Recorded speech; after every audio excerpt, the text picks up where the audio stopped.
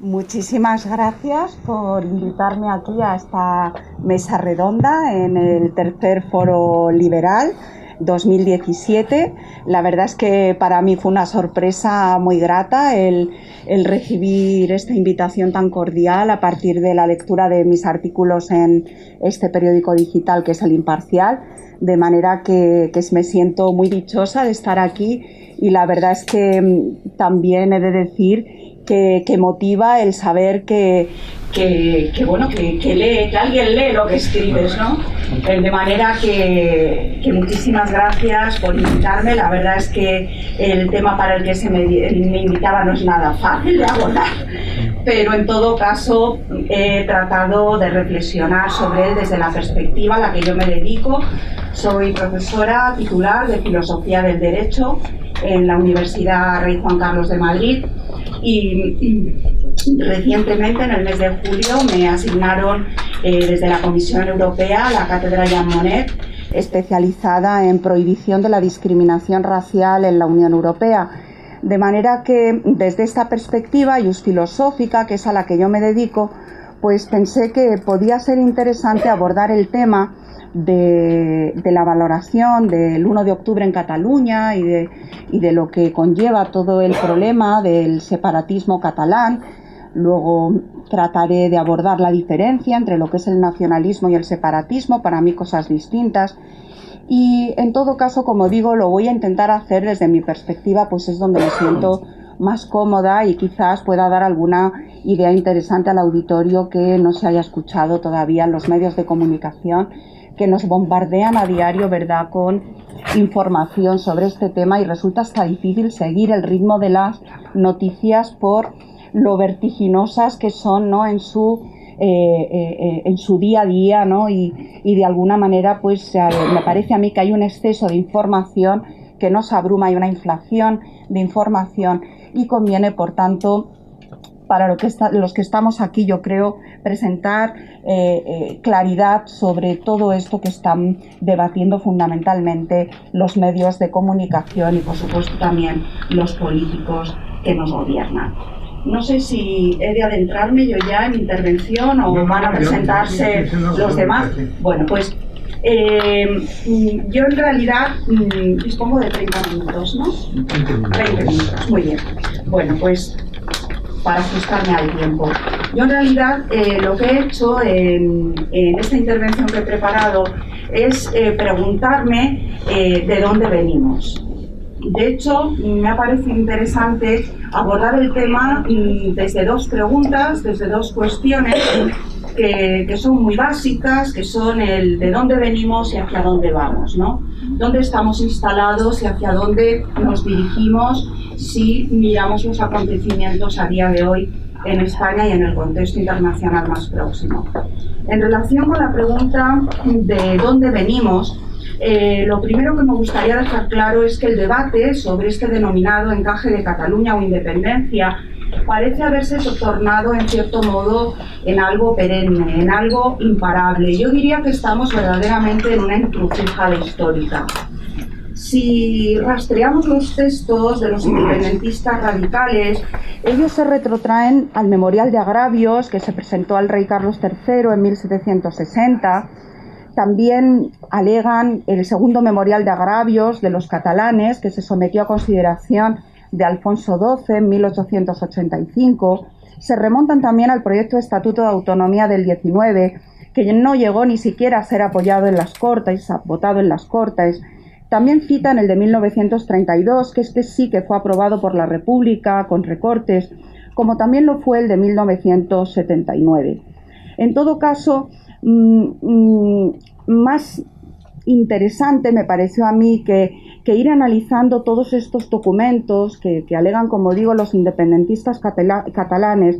Me pareció interesante, como digo, abordar el tema del nacionalismo catalán, no basándome en una fundamentación que es la clásica, la que defienden la mayoría de los estudiosos en este tema, es decir, buscando una fundamentación del nacionalismo en el ámbito...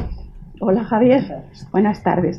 En el ámbito cultural, una fundamentación de tipo cultural o lingüística, porque esto es lo que recibimos cada día, ¿no?, en los medios de comunicación y a través también de los textos de los estudiosos que se dedican a estos temas, sino que me pareció todavía de más interés, quizás para el auditorio, abordar la perspectiva desde una fundamentación racial, desde una fundamentación cientifista racial de lo que significa la doctrina catalanista.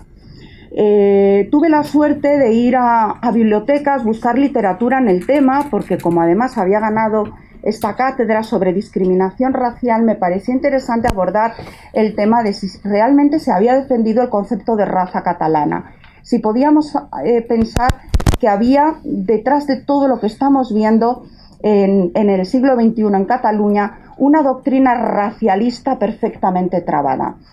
Y mi sorpresa es cuando me pongo a estudiar el tema y me encuentro con que, empezando, no yéndome demasiado lejos, abordando el tema desde el siglo XIX, recupero una serie de autores que demuestran que efectivamente esta doctrina racialista, esta fundamentación científico-racial del catalanismo, ha venido siendo perfectamente construida hasta hacerse un núcleo duro perfectamente delimitado, trabado, para defender las posturas del separatismo actual.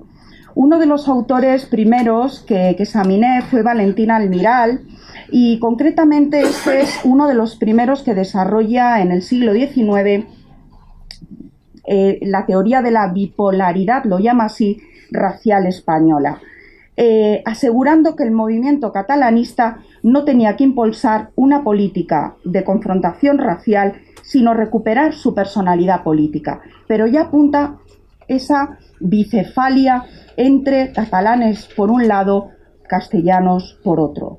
Otro personaje también interesante de este mismo periodo es Pompeu Gener, responsable directo de la introducción entre los federalistas y regionalistas catalanes de las doctrinas raciales en el siglo XIX. Si uno lee los pasajes de este personaje, Gener, se da rápidamente en cuenta que estamos ante un antirrousseauiano. Son constantes los ataques a la doctrina de Rousseau, a la doctrina de Proudhon. Es decir, que llega a afirmar que existe una forma de desigualdad en tierras catalanas que solo se puede concebir desde el principio de la raza. Vemos, por tanto, que arremete este autor, Gener, contra el discurso sobre el origen y fundamento de la desigualdad entre los hombres, desde el momento en que señala que Rousseau no tiene razón. Los hombres no han nacido iguales. Y así va poco a poco cristalizando la doctrina racial que importa este sujeto de Francia, gracias a la labor que desarrollaba en París Jules Soury y la Sociedad de Antropología de París a través de su representante principal, que era Paul Broca. No es que se rechace el igualitarismo, no, es que se rechaza el principio de igualdad en su totalidad. Al mismo tiempo, el grupo de Gener se agrupa en torno a una revista que se llama Juventud, en donde va a publicar el manifiesto fundacional que deciden denominar como Manifiesto de los Supernacionales. A mí esto me llamó la atención. ¿Por qué habían optado por la denominación de supernacionales? Bueno, pues esto deriva sobre todo de pensar que el término de supernacional no tenía demasiado que ver con la expresión internacional, que estaba más asociada a un principio fraternal cristiano de igualdad. Y por tanto prefieren, coherentes con sus posturas racialistas, denominarse supernacionales. Al mismo tiempo propugna un federalismo asimétrico y dice: hay que hacer una descapitalización de Madrid. Hay que convertir la capital en una ciudad volante, y esto debe hacerse así por razones científicas.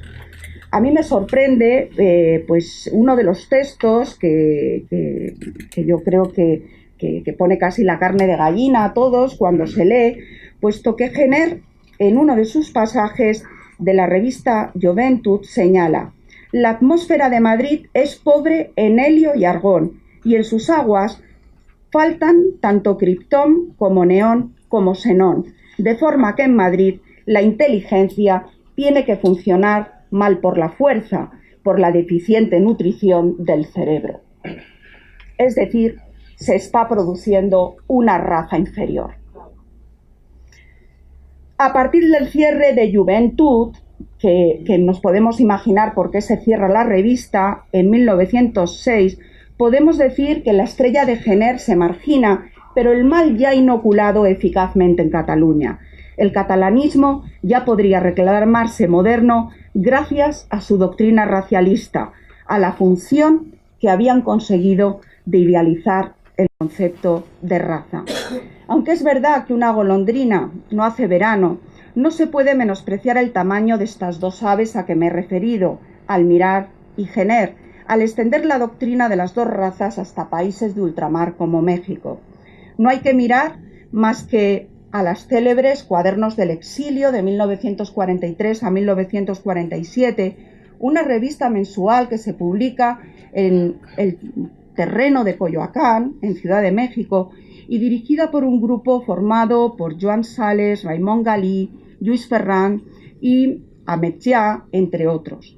De nuevo, este grupo de exiliados en México tras la Guerra Civil se alía con quien era el rector de la Universidad Autónoma de Barcelona, consejero de Justicia del Gobierno de la Generalidad y arqueólogo y prehistoriador de renombre internacional, el eminente Bosch Gimpera.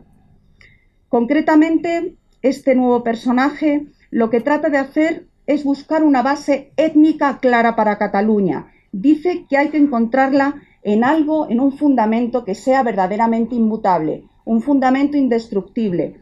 Y desde luego, si se consigue esto, quien actúa en Cataluña no son los individuos, sino esa base étnica. La base étnica es la que fluye, es la que nos puede llevar a vencer y a ganar el deseado separatismo.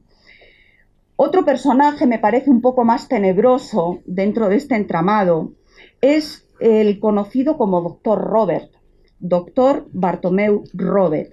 Concretamente, él se dedicó a estudiar desde el punto de vista científico la superioridad craneana de los catalanes, según narra Menéndez Pidal en su obra Los españoles en la historia de 1947.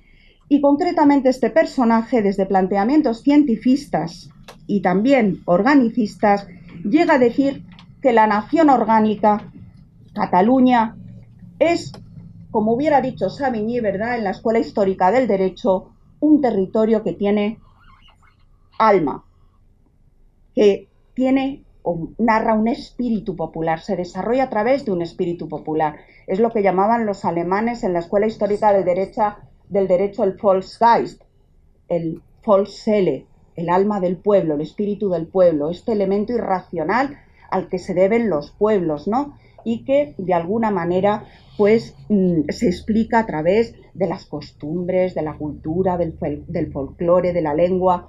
Bueno, pues este personaje trata de agarrarse a estos fundamentos para el derecho de la Escuela Histórica de Savigny en Alemania y llega a decir que ningún pueblo puede escapar a su destino biológico. Y por tanto, Cataluña de alguna manera está también como territorio condicionada biológicamente.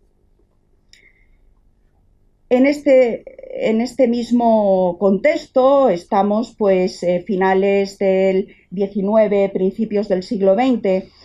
Aparece también un intelectual de renombre en la época, Hermenegildo Puig i Sais, que lo que hace es apostar, y esto la verdad es que me recordaba cuando esta mañana les explicaba a mis alumnos el totalitarismo de Hitler, encontraba ahí cierto paralelismo en esas ideas que nos transmite este otro intelectual catalán a favor del separatismo, diciendo que hay que repoblar Cataluña, que hay que animar a que la natalidad vaya más, porque se está despoblando el territorio y hay que hacer porque crezca en términos cuantitativos el número de catalanes, pero por supuesto sin mezclarse con otros que puedan venir de otras zonas del país. Bueno, pues esta postura también en favor de la natalidad, yo creo que nos hace entrever también estas ideas que, como se han señalado muchas veces, tienen más un carácter histérico que histórico, ¿no? Y esto mismo lo vemos también, para no aburrir mucho, con nombres, podría detallarse pues 10 o 15 nombres más, pero sí que me referiré al menos a uno, a Enric Prat de la Riba, porque propaga en 1906, a través de un texto conocido como Nacionalitat Catalana, unas ideas que tienen que ver con la defensa de Cataluña como el alma hegemónica de España, que ha nacido para imperar, que ha nacido para imponerse sobre el resto. Y es curioso que este personaje, para desarrollar su teoría, se sirve de la doctrina de Fichte, es decir, de la famosa trilogía entre raza, nación y lengua. Es ese triángulo, ¿no?, con esos vértices tan potentes que hacen al final que el catalanismo se convierta en una bomba, ¿no? Una bomba, podemos decir, de relojería. Bueno, pues ya digo que son muchos los autores que, tirando del hilo, ¿no?, de la doctrina racialista, me han salido en estos días de estudio para esta ponencia, y por eso creo que Cataluña en el día de hoy debe entenderse como el resultado de estas corrientes, no solo relacionadas con un pasado fuertemente feudal, con una revolución burguesa que tuvieron los catalanes autóctona, tanto de carácter mercantil como industrial, sino que a todo eso, a la relevancia que ha tenido siempre también Barcelona como ciudad, ¿no? Bueno, pues yo creo que habría que sumar y tener casi como en el punto de mira, porque es algo que ahora mismo, por eso saco a colación esto no se nos habla, ¿verdad? Esto no se aborda desde esta perspectiva, pero me parece lo fundamental, porque precisamente repasando la doctrina de los catalanistas más actuales, vienen a defender también que en Cataluña hay un alto grado de conciencia étnica. Hay un alto grado de conciencia étnica, dicen, un alto grado de conciencia nacional de los catalanes. Y yo creo que al final esto es más importante que tengan una lengua propia, que tengan una sociedad civil muy bien estructurada o que sea una cultura fascinante. O sea, creo que esto es importante resaltarlo. Esto en cuanto a la primera parte. La segunda parte es la de hacia dónde vamos. Todos sabemos pues, que los acontecimientos nos han llevado a entender que las opciones ahora mismo en juego para los separatistas han dejado de ser tres. La tercera, por seguir un orden, para mí sería la de mantenerse como están, como comunidad autónoma en el contexto constitucional. Esto parece como que ya lo podemos dejar a un lado. Y en realidad las dos opciones que se barajan, es decir, la de que se pueda reformar la Constitución y en virtud de la reforma constitucional se pueda llevar a cabo un referéndum, creo que van esta segunda opción dirigida al fin último. El fin último que es ni más ni menos que el de conseguir la independencia, ¿no?, dentro del territorio. Yo aquí no me voy a detener porque además me queda poco tiempo explicando todos los acontecimientos políticos que se han ido sucediendo en las últimas semanas, como digo, de una forma un tanto caótica y precipitada, sino que como jurista que soy me parece más interesante abordar el tema de la extraordinaria sentencia del Tribunal Constitucional del 17 de octubre del 2017, porque en ella se abordó este desafío al Estado, dejando muy claro que al convocar un referéndum que era inconstitucional, se estaban de alguna manera violando pues nuestra norma fundamental, violando la Constitución, pero no solo por razones sustantivas, sino también por razones que diría el Tribunal Constitucional competenciales.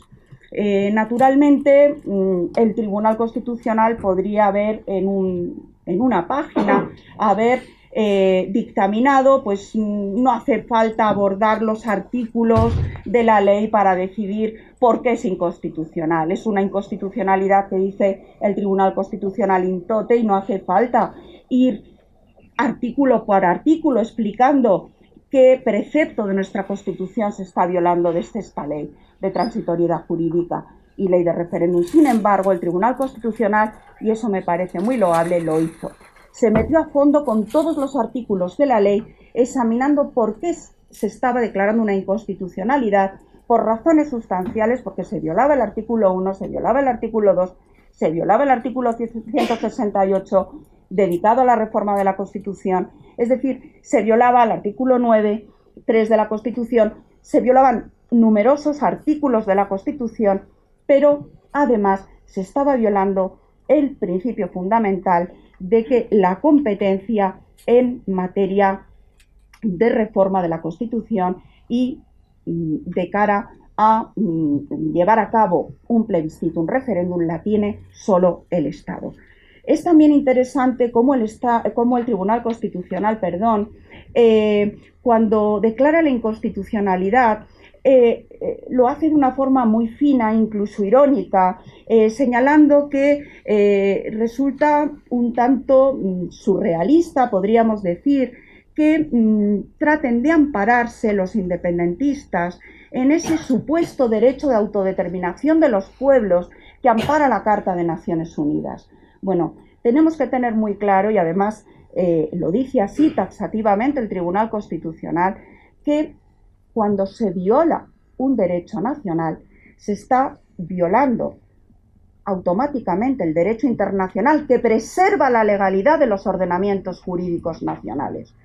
Y además, la Carta de Naciones Unidas, cuando recoge el derecho de autodeterminación, no está pensando en el derecho de secesión de un territorio, Cataluña, dentro de un Estado. Está pensando en procesos de descolonización.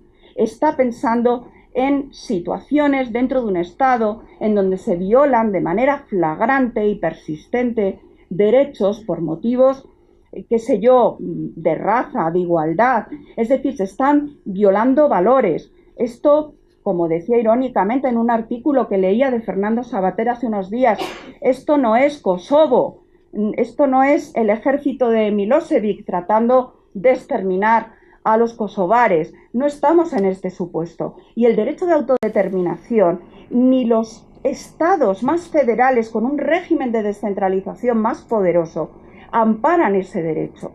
Por tanto, que no nos confundan, que no nos hablen de Canadá. Es verdad, lo cita el Tribunal Constitucional, que hay, aquí me parece que incluso lo hace un poco irónicamente, dice, hay sí una excepción en el derecho comparado que reconoce el derecho de secesión de una parte del territorio de un Estado. Es el caso de Etiopía y el archipiélago de San Cristóbal y las Nieves, pero fuera de eso, esto no existe. Entonces, que no nos quieran hacer creer lo que no es. Bueno, pues ahí también yo creo que ha jugado un papel muy importante lo que es el envite y el juego que han tenido los medios de comunicación, no sé si de buena fe o no, pero en el fondo han confundido a la gente, Primero, porque han asimilado lo que es nacionalismo de lo que es separatismo. Son dos cosas distintas. El nacionalismo tiene que ver con sentimientos románticos, ¿no? La idea nacionalista, romántica de finales del 19, de encantamiento, de enamoramiento a lo nuestro, a lo que es la cultura, como decía antes, en la lengua propia, el territorio común que preserva unas costumbres como el folclore, en fin. Esto es el romanticismo que lleva al nacionalismo en el siglo XIX, muy distinto del separatismo, ¿no? Y qué curioso que precisamente Fernando Savater, en este artículo que leí hace unos días, señala que el separatismo está más asociado, dice él, a la idea etimológicamente del diabolum, del diablo, es decir, de aquel que trata de desunir y romper los lazos establecidos de forma fraternal. La fechoría, dice Savater, antihumanista por excelencia, que trata de sembrar la discordia donde hay unidad, que trata de desgarrar los corazones que conviven en armonía.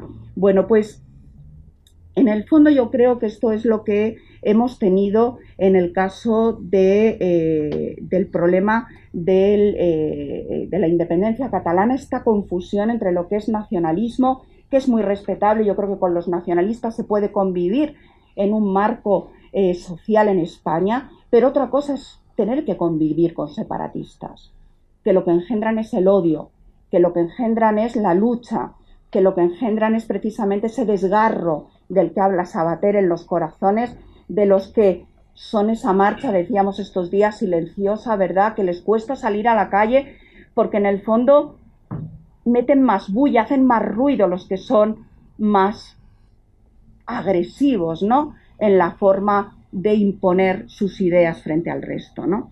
Bueno, pues yo creo, y con esto termino, no me quiero extender más, que como filósofa del derecho me gustaría proponerles aquí la vuelta a un modelo republicano en el sentido kantiano, ¿no?, de que reivindicaba, ¿verdad?, este filósofo tan importante de la ética formal, que el mundo estuviera fundamentado en la hospitalidad universal, que las relaciones entre estados, incluso entre pueblos dentro de un estado, fueran siempre equilibradas, coordinadas, en igualdad, donde no hubiese pues intentos hegemónicos de unos para aplastar a los otros. Y también me gustaría reivindicar, porque es, yo creo, lo que más han atacado los independentistas catalanes, el concepto de voluntad general de Rousseau. Rousseau decía, cuando explica la voluntad general en el contrato social, que la voluntad general no es la voluntad de todos y cada uno en términos aritméticos, ni la voluntad de la mayoría en términos aritméticos.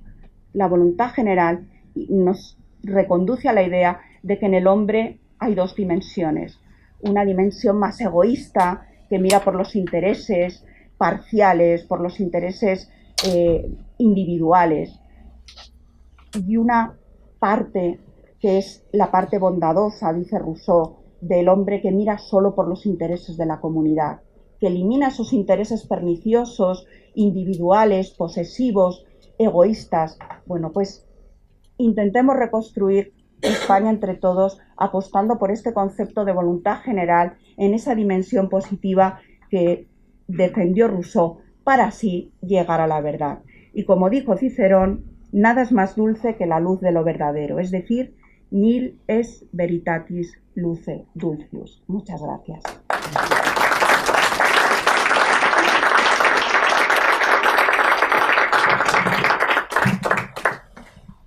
Muy bien, muy buenas tardes. Comienzo obviamente por disculparme por mi retraso. Diría que han empezado ustedes con una puntualidad hispánica, un poco lo digo irónicamente y tal, pero bueno, vale, muchas gracias. Me ha alegrado poder incorporarme y escuchar a mi querida amiga y compañera Cristina Hermida. Yo iba a presentarla como se merece, de una forma muy cariñosa y tal, no voy a hacerlo porque obviamente ya ha sido presentada, pero seguramente que quien la haya presentado, si ha sido así, o incluso ella misma, no habrá dicho alguna cosa que tengo aquí que la voy a decir, ¿no? Ya que estoy aquí, que es que para mí Cristina es ese alma de la que nos ha hablado ella, con mayúsculas, además, y lo digo intencionadamente por varias razones. No sé si hay otro tipo de entes que tengan almas, pero desde luego tú, Cristina, eres un alma muy hermosa y una mujer que reúne, además de ese alma y esa ternura y esa dulzura que tú expresas, aunque curiosamente el tema que has tratado es un tema de tal virulencia y tal extremo que a lo mejor la impresión que ha podido dar es que, pero yo la conozco y desde luego es que la situación, digamos, lo requiere desgraciadamente y lamentablemente así, esa firmeza que ella expresa y esa convicción, pero ella reúne esa dulzura que decía yo y además una excelencia profesional que obviamente, como ha sido presentada, pues no me detengo en ella. No sé si han mencionado eso, no me quedo con las ganas de decirlo, que ella es además presidenta de la Asociación de Hispanismo Filosófico. ¿Se ha dicho? ¿No se ha dicho? Pues eso para mí es un mérito considerable, así que lo digo. Y encima voy a hacer un anuncio, que eso igual tampoco se ha dicho, que próximamente de nuestra querida amiga y compañera, también muy admirada, doña Juana Sánchez Gey, va a pronunciar con vosotros en la asociación, una conferencia sobre María Zambrano, otra gran pensadora, concretamente el 29 de noviembre. Así que os he hecho publicidad y todo, aunque haya llegado tarde, ¿vale?, a la asociación. Bueno, pues muchísimas gracias. Muchas gracias, Javier. Gracias, Cristina. Paso inmediatamente a presentar al segundo de nuestros ponentes, don Ricardo Ruiz de la Serna. Don Ricardo Ruiz de la Serna es profesor en la Facultad de Humanidades y de Ciencias de la Comunicación de la Universidad CEU San Pablo desde el año 2001. También es investigador asociado del Instituto CEU de Estudios Históricos. Colabora además habitualmente en medios de comunicación, escribiendo sobre los temas de su especialidad, como historia, política, terrorismo y religión, en Oriente Medio, Extremo Oriente y el antiguo espacio soviético. Es colaborador de la Cátedra España-Israel en nuestra universidad, la que compartimos Cristina y yo, la Universidad Rey Juan Carlos de Madrid, cátedra, por cierto, que dirige nuestro querido compañero y amigo Ignacio Ruiz. Y escribe regularmente, don Ricardo, en El Imparcial, Libertad Digital, Revista El Medio, Gaceta.es, etcétera, etcétera. También interviene como analista especializado en asuntos internacionales, por ejemplo, en cadenas de televisión como Intereconomía, también en la radio, en Radio Internacional, en 13TV, etcétera, etcétera. Es crítico de cine en Pantalla 90 y miembro de Signis España. Sus idiomas de trabajo son inglés, francés, alemán, italiano y portugués. Además, tiene conocimientos de serbo-croata, ruso y chino mandarín. Bueno, sí, seguramente sí, pero aquí... Bien. Bueno, Cristina, tú también no digas nada, que aquí doña Cristina también maneja varias lenguas a la perfección, el inglés, el alemán, etc. Bueno, yo ya me doy por presentado. Un pequeño ya párrafo final, así más cariñoso y tal, o más así, que es en el programa de las jornadas del Foro Liberal, hemos puesto, para ayudar a presentar a don Ricardo, bueno, le hemos reconocido una ardua, desde luego, y conspicua dedicación profesional, dados los tiempos que corren, que es la de analista político. Bueno, eso de ser analista político es un tema apasionante y hoy en día arriesgado. Igual que Cristina ha tratado el tema más jurídico, José Luis Fernández se ocupará del tema organizativo, comercial y otros aspectos éticos, pues seguramente don Ricardo nos ilustrará con su capacidad de analizar también políticamente este asunto tan complejo al que nos enfrentamos. Sin duda, su presencia con nosotros contribuirá a enriquecerlo con tan delicada y compleja perspectiva. Muchísimas gracias por acompañarnos. Muchas gracias por tan generosa presentación y muchas gracias a la Sociedad de Estudios de Axiología por haberme invitado esta tarde. Y yo les confieso dos cosas. La primera es que yo habitualmente escribo sobre política, pero no sobre política española. Habitualmente escribo sobre asuntos internacionales de esto que damos en llamar en el Oriente, que comprende pues desde la Europa oriental y el antiguo espacio soviético hasta el Levante y el Oriente Próximo, ¿no? Con alguna incursión de vez en cuando en asuntos chinos o asuntos del Extremo Oriente, pero no suelo escribir sobre política española, aunque con frecuencia, sobre todo en la televisión y en la radio, pues hablo de ella, ¿no? Y trato de entender lo que sucede.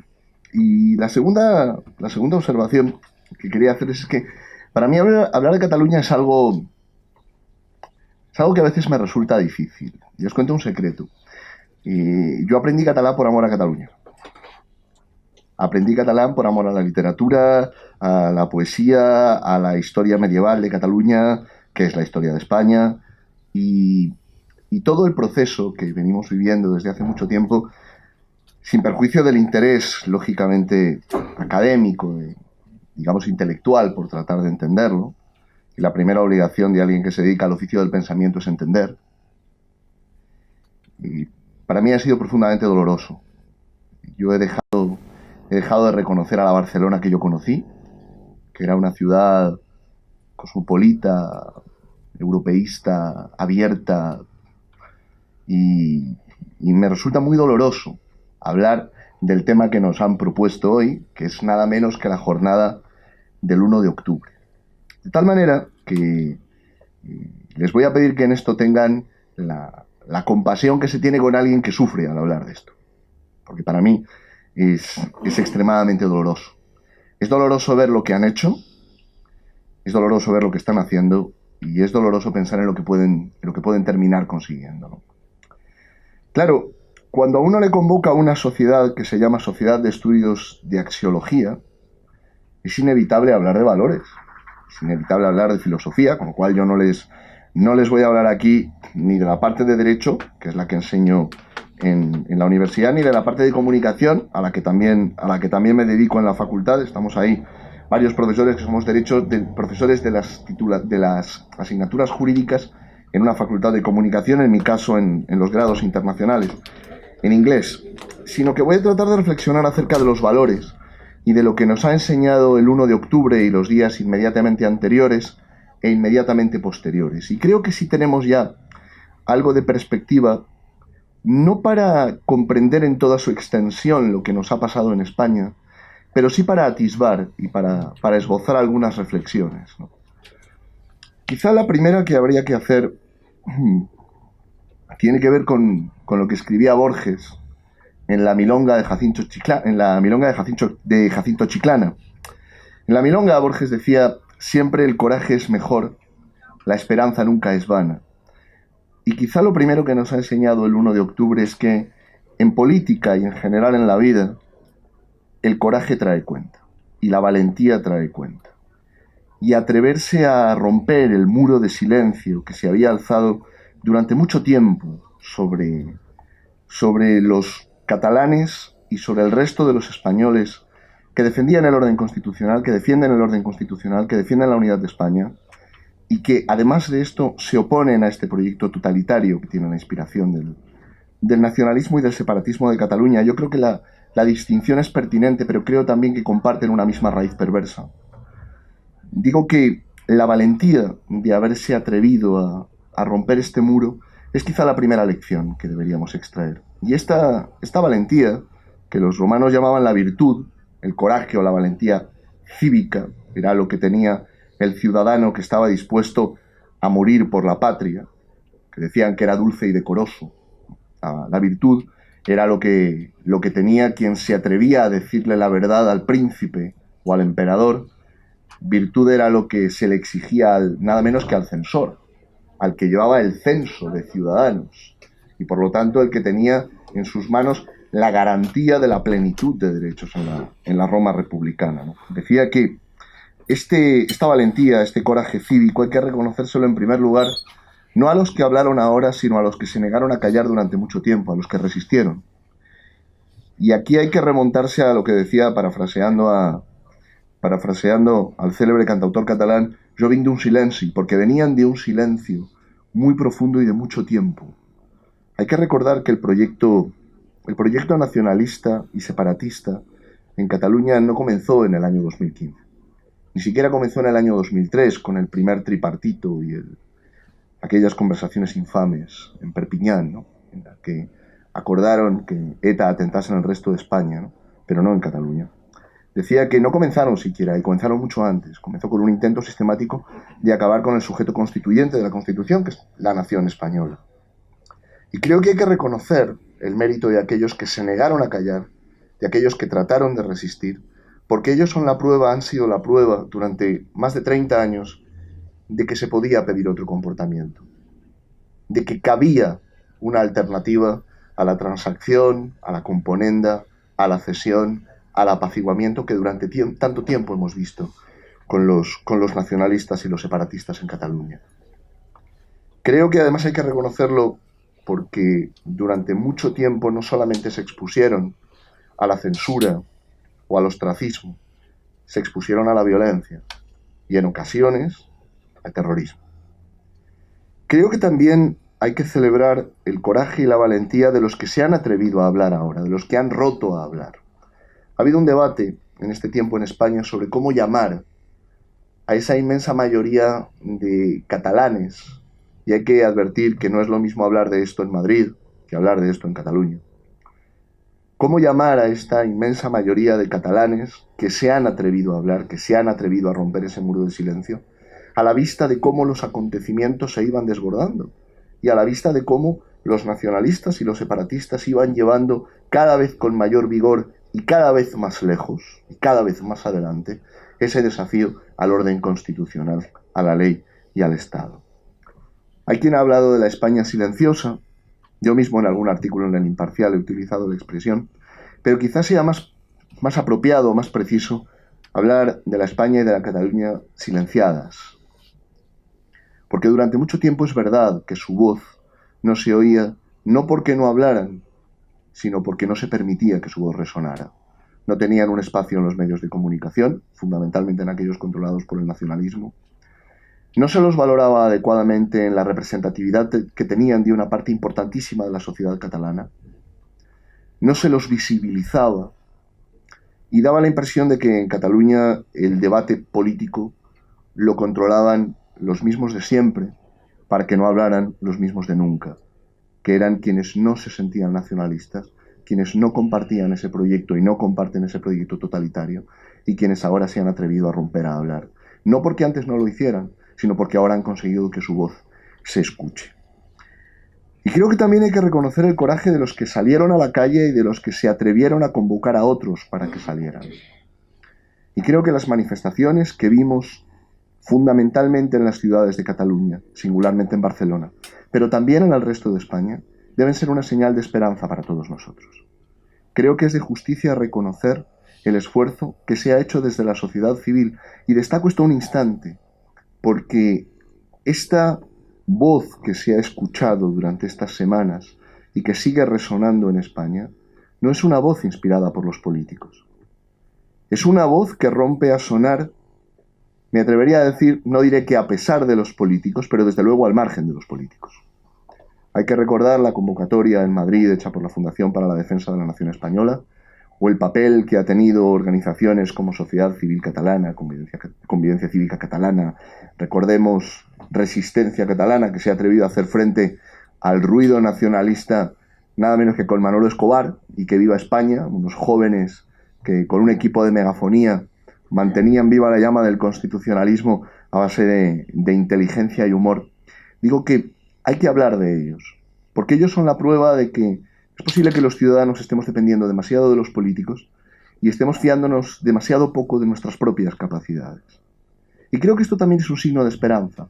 Durante mucho tiempo daba la impresión de que los ciudadanos se preguntaban más qué iban a hacer los políticos que qué íbamos a hacer nosotros. Y creo que esta crisis, en torno al 1 de octubre, nos está enseñando que quizá lo más importante no es lo que dicen los políticos, sino lo que hacemos los ciudadanos. Y me parece que esto es una lección valiosa para nuestro tiempo. Si volvemos la vista atrás, la historia de Europa nos enseña que el siglo XX es un siglo donde la demagogia, la sinrazón y la fuerza de la mentira, luego hablaré de esto, condujeron a Europa a sus horas más oscuras. Y los ciudadanos, cuando uno tiene una visión quizá más superficial de la historia, da la impresión de que los ciudadanos fueron como un rebaño detrás de sus líderes. Sin embargo, cuando profundizamos en la historia de Europa, vemos, la historia del siglo XX quiero decir, vemos ejemplos profundísimos de dignidad, de coraje, de valentía, y es una alegría pensar que también eso ha existido en España y existe en España. Personas que se niegan a dejarse llevar, personas que defienden la verdad frente a la mentira, personas que se han atrevido a responder a ese discurso, a ese pensamiento único nacionalista durante mucho tiempo, y de los que no se hablaba, y que parecían inexistentes cuando en realidad solamente se los sumía en una invisibilidad que afortunadamente ahora se está desvaneciendo. Así como he comenzado hablando de un valor que creo positivo que nos enseña esta crisis, la importancia de la valentía, de la virtud, del coraje, hay que hablar también de algo que hemos visto, la cobardía. La cobardía, el miedo, la mediocridad. Hay que hablar del miedo a la verdad, del miedo que sintieron los que condujeron a Cataluña y al resto de España con ella, no lo olvidemos, luego hablaré de esto un poco, al abismo, y del miedo de los que no querían escuchar otro discurso que no fuera el que les planteaban. Y creo que este miedo a la verdad es muy significativo porque hace bueno lo que decía Jean-François Guedel, de que la mentira es la gran fuerza que mueve el mundo. Y vemos el poder que ha tenido la mentira en Cataluña. Diría en Cataluña y diría también en el resto de España, porque a los nacionalistas y a los separatistas catalanes no les han faltado amigos en el resto de España. Y no les ha faltado quien repitiera sus consignas y quien hiciera buenas las mentiras que finalmente se han ido revelando y que se han ido viendo. Y se suele hablar de las mentiras a propósito de la economía. Recordarán ustedes aquella consigna de que en Cataluña se iba a continuar aplicando el euro, como se había hecho en otros lugares, ¿no? o la mentira que ahora se está repitiendo de la amenaza de violencia por parte del Estado, otra de las mentiras que habitualmente uno escucha repetidas, ese miedo a la verdad. También el miedo a la verdad de que la ley finalmente se va a terminar imponiendo. El miedo a lo que los hechos nos terminan mostrando, ¿no? Creo que también hubo un miedo a la libertad. No en el sentido de Erich Fromm, el miedo a la libertad propia, pero sí el miedo a la libertad ajena. Hemos visto intentos terribles de coartar la libertad de aquellos que se salían de la órbita nacionalista. Hemos visto a las personas que han perdido clientes cuando ejercían profesiones liberales. Hemos visto a funcionarios hostigados porque se negaban a acatar las consignas del nacionalismo. Hemos visto a personas silenciadas. Hemos visto a jóvenes a los que no se permitía asistir a clase porque los nacionalistas habían convocado una huelga. Y creo que este miedo a la libertad del prójimo debe hacernos saltar las alarmas de mayor gravedad en España, en la España de nuestro tiempo. Porque cuando volvemos la vista atrás, estas son las señales que nos deben llevar a avisar del fuego. Un gran poeta centroeuropeo, polaco, que escribía en yiddish, Mordechai Gewirtig, tenía un texto, un poema, titulado Es brennt. Es un poema en el que él habla de una aldea que arde. Y se ha interpretado históricamente como un anticipo de lo que él veía que iba a terminar sucediendo en Europa, que terminaría ardiendo. Lo mismo pasó con el editor húngaro, judío, de Budapest, Samuel Fischer, el editor de Thomas Mann. Thomas Mann le preguntó, ¿qué opina usted de Hitler? Y entonces Fischer le dijo, él no es europeo, él no es europeo. De las grandes ideas de la humanidad, él no entiende nada. Y hemos visto cómo este miedo a la libertad estaba inspirado por ese mismo desprecio y por esa misma ignorancia al debate, al diálogo, a la reflexión, a la conversación, a lo que ha inspirado Occidente, a lo que ha inspirado Europa, a lo que ha hecho posible los regímenes liberales, la filosofía griega, la teología. Entonces, creo que este miedo a la libertad del otro es mucho más preocupante de lo que a veces aparece en el discurso público. No es un problema de altercados solamente, no es solo un problema de orden público, es un problema más profundo, es un problema de una parte de la ciudadanía que no acepta el discurso nacionalista y a la que se están coartando no solamente derechos fundamentales, sino la primera de las libertades, la libertad de expresión y la libertad de conciencia. Hablaba de la libertad de expresión de los adversarios y del miedo a la libertad de expresión, y habría que hablar también del miedo a la ley, porque a medida que se fue revelando con todas las limitaciones que se quiera, escribía sobre esto este domingo en el Imparcial, pero a medida que se iba viendo que el Estado haría prevalecer la ley, y que el mecanismo del artículo 155, con toda la lentitud y con todas las salvedades que el presidente del gobierno advertía, me van a hacer, todos ustedes recordarán la célebre cita del presidente del gobierno, al final me van a obligar a hacer lo que no quiero hacer. Bien, finalmente la ley se imponía. Y entonces de repente vimos un miedo al artículo 155 de la Constitución. Y vimos una proclamación de independencia que se esperaba y que finalmente todavía se está discutiendo si llegó o no llegó y si la hubo o no la hubo. Y tendremos que esperar a ver qué resuelven los jueces sobre el valor jurídico, político o ambos que pudo tener este texto tan desconcertante que leyó el expresidente Puigdemont a propósito de la declaración unilateral de independencia, ¿no? Hay que recordar también que ese miedo no era únicamente un miedo que sintieran los nacionalistas y los separatistas, era un miedo que querían infundir en otros. Yo quiero traer aquí las palabras de Ana Gabriel, una de las diputadas de la CUP, que tuvo una frase verdaderamente siniestra que citó la prensa y de aquí la extraigo. Si no nos dejan votar, si no se permite votar, dice, quizás haya que volver a dinámicas de clandestinidad. En España la palabra clandestinidad evoca un periodo felizmente superado en nuestra historia y evoca la actividad de organizaciones violentas que no querríamos volver a ver. Uno dice violentas por no recordar directamente el término terroristas, ¿no? Y que no parezca tampoco que uno quiere encauzar el debate únicamente hacia la cuestión del terrorismo. Hay que hablar del miedo al Cuerpo Nacional de Policía, del miedo a la Guardia Civil, del miedo a que la ley se impusiera y del miedo que se les trató de infundir a ellos, por supuesto, con un fracaso evidente, porque cualquiera que conozca la Guardia Civil o el Cuerpo Nacional de Policía saben que quien tiene la ley de su lado no es fácil de amedrentar. Pero lo intentaron, y así podemos ver el uso propagandístico de la pretendida violencia, las concentraciones delante de los hoteles, el acoso contra los hoteles donde se alojaban los policías nacionales, las campañas para que se los expulsara, los restaurantes donde no se los atendía. Habría que recordar, primo hermano del miedo, el victimismo, una fuerza poderosísima en un tiempo de una opinión pública tan emotiva como la que tenemos en estos días, ¿no? Donde quien gana los debates no es quien tiene la razón, sino quien llora de forma más efectiva y quien da más pena. Y esto debería preocuparnos mucho, porque igual que sería muy pernicioso un debate donde las emociones no contaran, es muy pernicioso un debate donde solo cuentan las emociones y donde los argumentos y los hechos y los datos y el poder de convicción de la razón pierden por completo su peso. Ambos extremos son perjudiciales, ¿no? Decía que el victimismo, podríamos recordar, por ejemplo, el caso de Marta Rovira, advirtiendo de unas pretendidas amenazas que naturalmente nunca se produjeron. Habría que recordar el victimismo de la jornada del 1 de octubre y la cantidad de noticias falsas que proliferaron, que después se fueron revelando como directamente inventadas, cuando no tergiversadas. Recordemos las pretendidas amenazas, la pretendida advertencia de que habría muertos, insisto.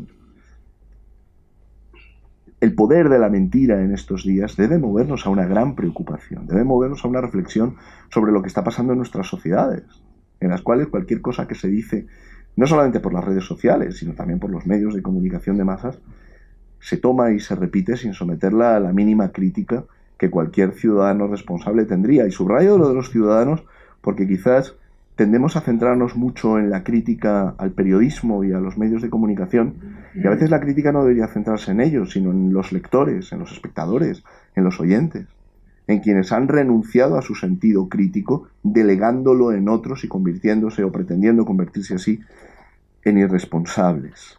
Quiero terminar hablando de algo que creo que es una virtud y que confío en que no se termine convirtiendo en un vicio, de la audacia que espero que no se termine convirtiendo en la temeridad. Decía Virgilio en la Eneida que fortuna audentes iubat, la fortuna sonríe a quienes se atreven, ¿no? Pero atreverse, audentes, los que se atreven, ¿no? Hay que reconocer que el presidente del gobierno hizo una maniobra audaz. Al mismo tiempo, aplicó el 155 y convocó elecciones. La iniciativa política que comenzó a cambiar el 3 de octubre, me permito recordarles brevemente la secuencia de acontecimientos. El 1 de octubre es la jornada de... Me resulta muy difícil llamarlo referéndum, porque el referéndum es una institución legal, y aquello fue de todo menos legal. Pero llamémoslo consulta, o llamémoslo votación, o llamémoslo como quieran, dejando siempre claro que no tiene valor legal alguno, ¿no? Y el día 1 por la tarde, si ustedes recuerdan, había una sensación de desánimo, como si todo estuviera perdido y seco. Y entonces el día 3 llega el discurso de Su Majestad el Rey. Y hay alguien que da forma en los medios de comunicación de masas a algo que millones de españoles pensábamos, y que nadie había formulado de esta manera, que nadie había formulado con el peso de la segunda monarquía más antigua de este planeta después de la del Japón, y la monarquía más antigua de Occidente, y que nadie había planteado en términos tan claros como los de hablar de deslealtad. Y se produjo un cambio, se produjo un giro, como si en un guión de repente se pusiera un punto de giro y la acción dejara de ser como toda España y en particular los catalanes no nacionalistas padecen un atropello, y la acción pasó a ser ¿qué es lo que esos millones de españoles y esos millones de catalanes van a hacer y están haciendo para no ser atropellados? Y los millones de españoles que no nos sentimos identificados con este proyecto totalitario, etnicista, violento y en algunos casos, como he tenido ocasión de escribir en El Imparcial, hasta hasta de tintes antisemitas. Digo, los millones de españoles que no nos sentimos identificados con eso, estamos dispuestos a hacer para defender la unidad de España, para defender el imperio de la ley, para defender el orden constitucional. Y se produce un punto de giro el día 3, y a partir del día 3 los acontecimientos se precipitan y esta historia ya no es lo que van a hacer los nacionalistas y los separatistas, sino lo que están haciendo la inmensa mayoría de los españoles y la inmensa mayoría de los catalanes para detenerlos. Y esto tiene un punto de culminación. En ese nuevo escenario que se crea, en el cual se aplica la Constitución, se aplica el artículo 155, y comenzamos a pensar en otros términos que son los de las elecciones de diciembre de este año. Creo que hasta aquí llega la audacia. No sé si a partir de aquí comienza la temeridad. Podemos entrar después en el debate, ver las encuestas, ver los movimientos que cada partido político está haciendo, pero sí creo que, para concluir, deberíamos aceptar que estos días nos han enseñado lo mejor y lo peor de España, lo mejor y lo peor de nuestra sociedad, lo mejor y lo peor de este proyecto de convivencia, Ensayos de convivencia, era uno de los grandes libros de Julián Marías, ¿no? De esta realidad, de este plebiscito cotidiano que decía Renan, que quedamos en llamar la nación, que quedamos en llamar España. Por una parte hemos visto ejemplos de cobardía dignos de figurar en la historia universal de la infamia de Jorge Luis Borges, por continuar con el autor que citaba al comienzo, el expresidente de la Generalitat huyendo a Bélgica, quienes comparecen para declarar ante los magistrados, el Tribunal Supremo, y se encuentran desdiciéndose de todo aquello que decían defender, viendo que finalmente la ley ha llegado y que nada de lo que les contaron y que nada de lo que contaron a otros se terminaba produciendo. Pero pienso también que nos ha enseñado lo mejor. Creo que nos ha enseñado una sociedad que es capaz de despertar, que es capaz de reaccionar, que es capaz de solidarizarse con aquellos que están en la primera línea de la defensa de la ley, de la Constitución. Hemos visto señales y muestras de apoyo, de afecto a la Guardia Civil, a la Policía Nacional, a los millones de catalanes que daremos en llamar constitucionalistas, porque necesitamos un término para denominarlos. Claro que puede haber debate en torno a la Constitución, luego lo podemos ver. Otra cosa diferente es que el debate no sea en torno a la Constitución en sí, sino en torno al sujeto constituyente, en torno a la nación española. Este debate es un poco distinto, pero creo que lo hemos tenido y creo que es de justicia reconocerlo. Tendemos a destacar los aspectos negativos de la realidad que nos rodea y esto nos da a veces un diagnóstico pesimista y equivocado de lo que estamos viviendo. Uno de los grandes poemas de la literatura inglesa, la balada de la batalla de Maldon, termina con un verso que Jorge Luis Borges quiso llevar a su lápida funeraria, al cementerio de los Reyes de Ginebra. Es un verso que yo considero muy adecuado para la España de nuestro tiempo. Si ustedes recuerdan el poema, en la batalla de Maldon, los ingleses, los precursores de los ingleses, van a enfrentarse con un ejército invasor. Y entonces, antes del combate, el jefe toma a uno de ellos y le dice, te prepararás para el combate, no cito literalmente, le dice, y no tendrás miedo. Y creo que sobre los españoles de este tiempo y de estos días gravita la grave responsabilidad de hablar, la grave responsabilidad de escribir, la grave responsabilidad de recordar y la grave responsabilidad de no tener miedo. Muchas gracias.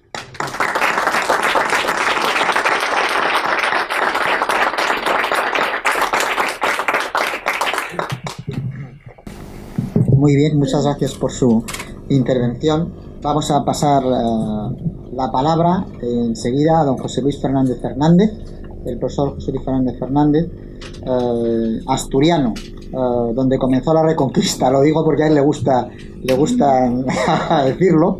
Es doctor en Filosofía por la Facultad de Filosofía, Universidad Pontificia de Comillas, y máster en Dirección de Empresas también por esa misma universidad, y es director de la Cátedra de Ética Económica y Empresarial. Ha sido vicerrector de Relaciones Exteriores y Extensión Universitaria en la Universidad Pontificia de Comillas y durante 11 años coordinador de Ética de las Profesiones. Desde su constitución hasta junio de 2007 fue presidente de Ética, Economía y Dirección, EBEN, donde yo tuve la fortuna de trabar conocimiento de él por primera vez en mi vida, Le estoy inmensamente agradecido por aquello y bueno, fue presidente de esta meritoria asociación durante todos estos años. Es fellow editor y miembro del editorial board del Journal of Management for Global Sustainability y desde agosto del 2009 es también fellow de la COGONTAB. Forma parte asimismo de la Comisión de Responsabilidad Social Corporativa de AECA y también del Comité Técnico de Normalización de AENOR. Desde el año 2012 es socio de Acorde y representa además a la Universidad Pontificia de Comillas en el Pacto Mundial, en la ONU, en las Naciones Unidas. Bueno, yo tengo aquí un montón de páginas de sus publicaciones y como he leído muchas de ellas y le profeso una profunda admiración, tentado estuve de enumerar algunas de ellas. Son varias páginas, no quiero decir nada más, pero José Luis ya antes de empezar me ha dicho, por favor, abrevia. Entonces, simplemente citaré 3 de esas publicaciones porque da la casualidad de que yo he colaborado en esos 3 libros. Son 3 libros de un grupo de investigación sobre el tema de la globalización y la ética y José Luis pues ha sido el alma mater, que dicen también, ¿no? Hablando de alma mater de esos proyectos de investigación. Solamente termino diciéndole que yo lo resumiría a don José Luis con una palabra, que es una palabra que en su universidad, la Universidad Pontificia de Comillas y en el ICADE tienen muy a pecho, como una bandera, ¿no? O como un pendón, que es la de la excelencia. Para mí siempre ha representado la excelencia en todos sus niveles, por su generosidad, por su profundidad, por su rigor y además también la excelencia en la amistad y en la generosidad con la que, pues gracias a Dios, tengo la dicha de que viene honrándome desde hace tantos años. Muchas gracias, José. Bueno, pues dicho esto, a cualquiera se le encoge un poco el ombligo, ¿no? ¿Se oye? Sí, bien. Bueno, yo voy a, en los 20 minutos que me tocan, voy a compartir con ustedes algunas reflexiones, pero en un tono muy directo y muy personal. Muy directo y muy personal sobre el tema que nos concierne y que nos ocupa en este momento, ¿no? Que es efectivamente valoración del 1 de octubre en Cataluña. Valorarlo, solamente lo puedo valorar desde mi manera de vivirlo, ¿no? Voy a contarles varias cosas que son casi anecdóticas, pero que van a dar idea de por dónde se me mueve la cabeza a mí con estas cosas. Una primera es que cuando ya me harto de aguantar chorradas, estupideces, entonces contraataco, pero tardo mucho en contraatacar, pero contraataco. Como los moros cuando nos arrinconaron a Covadonga, en un momento ya no quedaba más, hay que atacar, hay que salir de allí. Bueno, pues algo de eso fue lo que me pasó a mí en el mes de septiembre. En el mes de septiembre alguien me manda por WhatsApp un anuncio vendiendo que se compre los productos que digan Feta Cataluña, que tienen un código de barras, no con el 84 como empiezan los FET a la España, sino Feta Cataluña que empezaba por 1.5 no sé cuánto. El 5 tiene algo. Y entonces yo simplemente lo que hice fue rebotar eso a todo quisque de la gente que tengo aquí. A mi hermano Asturias, al otro a donde sea, tal, y a los amigos de Cataluña también, porque lo reboto a todo el mundo. Es decir, es simplemente pongo un espejo. Relata refero. Yo no digo nada. Yo te digo lo que dices. ¿Qué? Bueno, ¿qué me pasó cuando reboté esto? Me escribe uno, catalán charnego, de pedigrí, pero catalán charnego, padre de Zamora, de Comisiones Obreras, y madre de Zaragoza. Pero él nació allí, vive allí, tiene prensa, tiene una empresa de prensa, y yo formo parte, soy el presidente de los premios que otorga esa empresa de prensa a las empresas que son responsables. Soy el presidente de los premios. Coño, José Luis, parece mentira para ti. Yo te tenía por un intelectual. ¿Cómo me mandas esto, amigo? No te me extremes, no te me radicalices. No, si yo no me radicalizo, simplemente digo que esto me llegó a mí. ¿Qué te parece? ¿Compramos Feta Catalunya o dejamos de comprar Feta Catalunya? Porque estás diciendo que solamente se compra el Feta Catalunya. Oye, no te me radicalices, no te subas, no te bajes. Esto era 27 de septiembre. En el mismo viaje yo subí a Asturias con mi hijo Manuel conduciendo, el novio de mi hija Bárbara a la derecha y yo atrás como un ministro. Y me entra otro correo de un amigo mío, José, no Josep, José Sols, catedrático del IQS, Instituto Químic de Sarriá, o sea, Instituto Químico de Sarriá, de los Padres Jesuitas, de la Universidad Ramon Llull.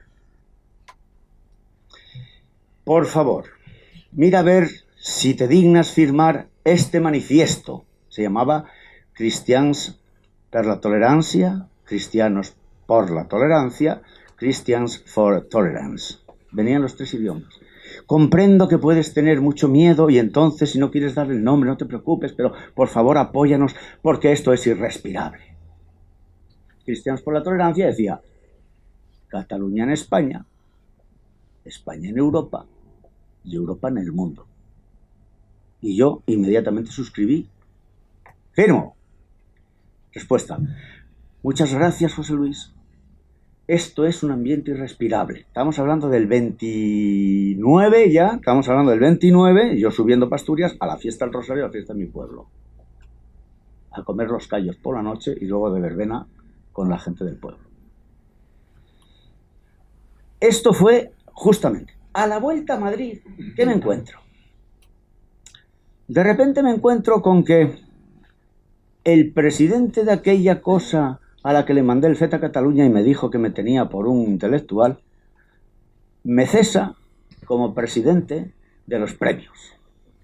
No sabe la suerte que tuve ni lo bien que me vino, porque esos premios me costaban dinero y yo no ganaba nada.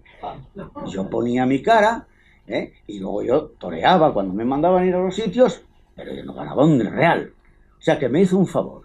Bendito sea Dios.